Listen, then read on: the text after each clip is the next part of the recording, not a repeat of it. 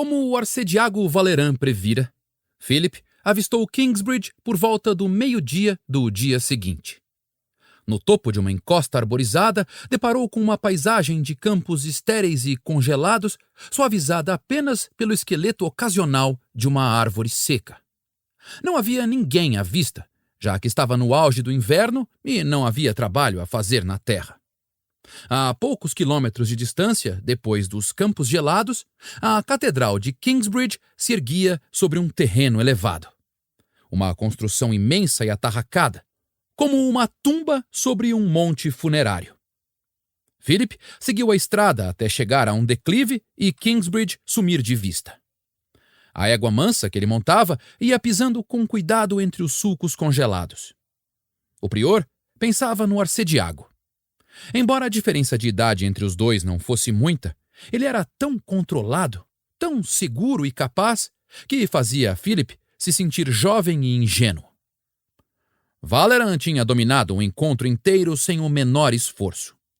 Livrara-se dos convidados com elegância, escutara atentamente a história de Philip, identificara na hora o problema crucial da falta de provas, percebera depressa que era inútil continuar insistindo nessa linha de perguntas e, em seguida, mandara Philip seguir viagem, sem lhe dar, como ele agora percebia, nenhuma garantia de que alguma providência seria tomada.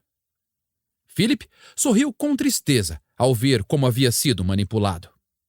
Valeran nem sequer prometera contar ao bispo o que Philip havia lhe revelado. Mas o prior estava seguro de que a forte veia de ambição que tinha detectado no homem garantiria que a informação fosse utilizada de alguma forma. Quem sabe, pensava, o arcediago se sentisse um pouco devedor em relação a ele. Por estar impressionado com Valeran, ficara ainda mais intrigado com seu único sinal de fraqueza: a reação quando viu a esposa de Tom Builder. Para Philip, a mulher parecera de algum modo perigosa. Pelo visto, Valeran a considerava desejável, o que talvez desse na mesma, claro. Mas não era só isso. O arcediago parecia conhecê-la, pois tinha dito: "Pensei que ela estivesse morta." Era como se ele houvesse pecado com ela num passado distante. Com certeza, havia alguma coisa pela qual se sentia culpado, a julgar pelo modo como se certificara de que Philip não ficasse por perto para saber mais. Nem mesmo essa culpa secreta prejudicava a opinião do prior em relação a Valeran. Ele era padre, não monge. A castidade sempre fora uma parte fundamental da vida monástica, mas nunca tinha sido imposta aos padres. Bispos tinham amantes, padres de província tinham governantas. Assim como a proibição dos maus pensamentos, o celibato do clero era uma lei rígida demais para ser obedecida. Se Deus fosse incapaz de perdoar os padres lascivos, haveria muito poucos clérigos no céu. Quando Philip chegou ao topo da encosta seguinte, Kingsbridge tornou a aparecer. A paisagem era dominada pela imensa igreja, com seus arcos arredondados e janelas pequenas e profundas, da mesma forma que o vilarejo era dominado pelo mosteiro. A extremidade oeste da igreja, que Philip podia ver agora, ostentava 2 torres gêmeas baixas, uma das quais havia ruído durante um temporal 4 anos antes. Ainda não fora reconstruída, e a fachada parecia contorcida num esgar.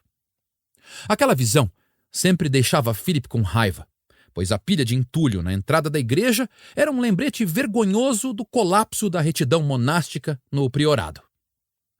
As outras edificações do mosteiro, feitas do mesmo calcário claro, se espalhavam em grupos junto à construção, como conspiradores ao redor de um trono.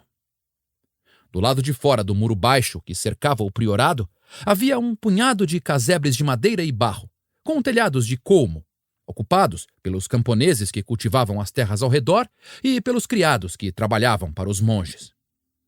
O canto sudoeste do vilarejo era atravessado pela correnteza veloz de um rio estreito e agitado que abastecia o mosteiro com água fresca. Ao atravessar o rio por uma velha ponte de madeira, Philip já estava tomado de irritação.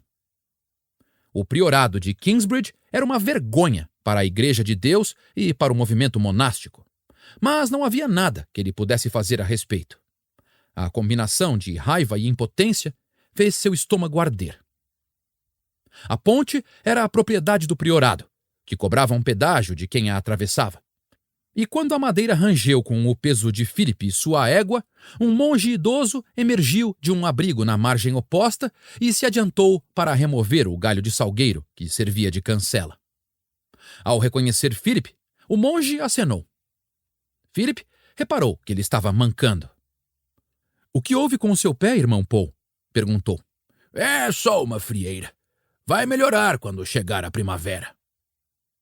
Philip viu que ele calçava apenas um par de sandálias. Paul era resistente, mas estava numa idade avançada demais para passar o dia ao ar livre naquele tempo.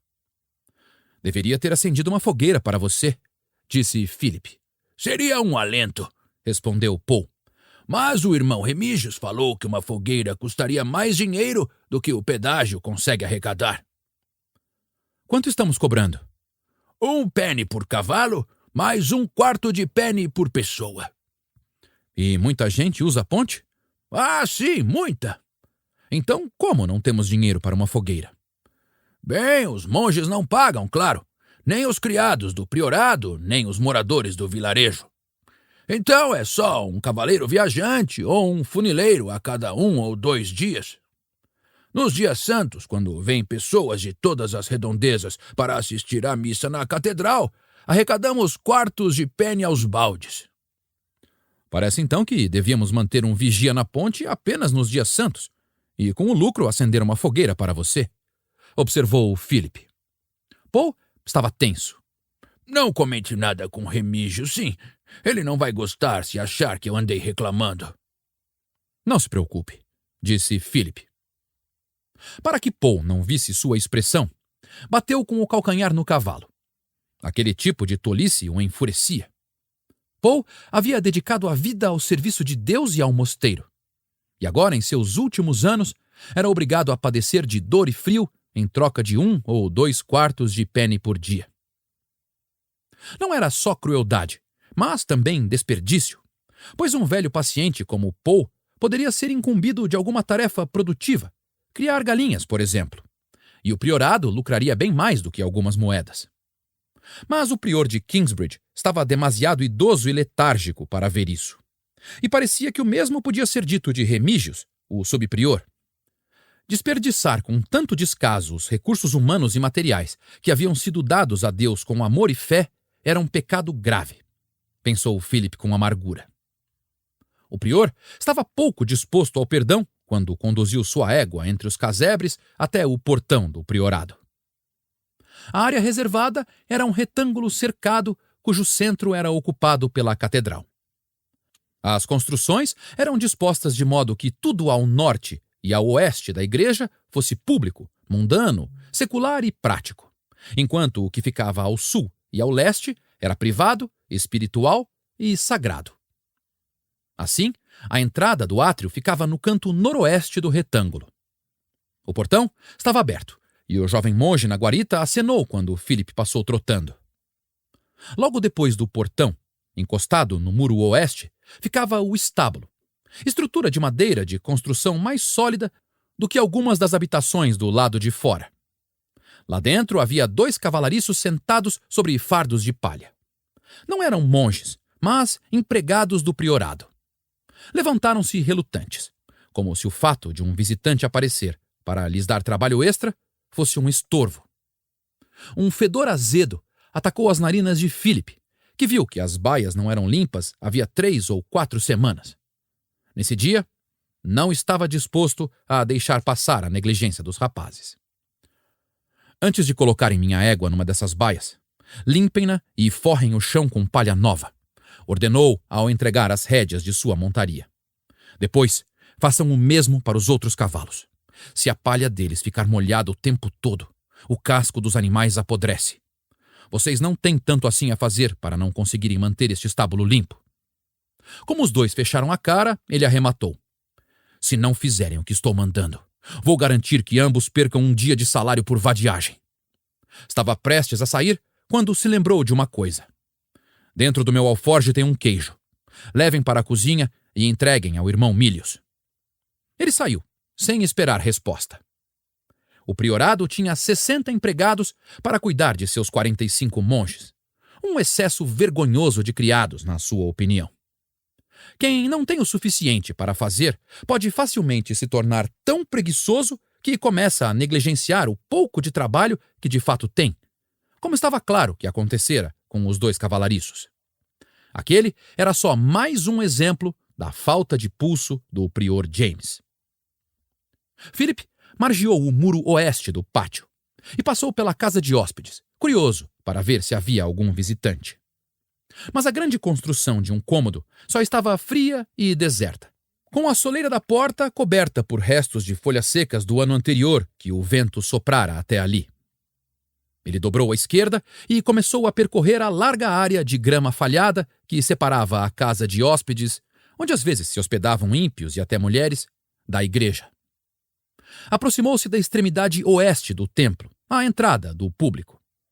As pedras quebradas da torre desmoronada jaziam no mesmo lugar em que haviam caído, formando uma grande pilha com o dobro da altura de um homem. Como a maioria das igrejas, a Catedral de Kingsbridge tinha uma planta em formato de cruz. A extremidade oeste dava acesso à nave, que formava a haste mais comprida da cruz. A parte transversal consistia nos 2 transeptos, que se estendiam para o norte e para o sul de cada lado do altar. A extremidade leste da igreja, após o ponto em que nave e transepto se cruzavam, chamada chancela, era em grande parte reservada aos monges. No extremo leste ficava a tumba de Santo Adolfo, que ainda atraía peregrinos ocasionais.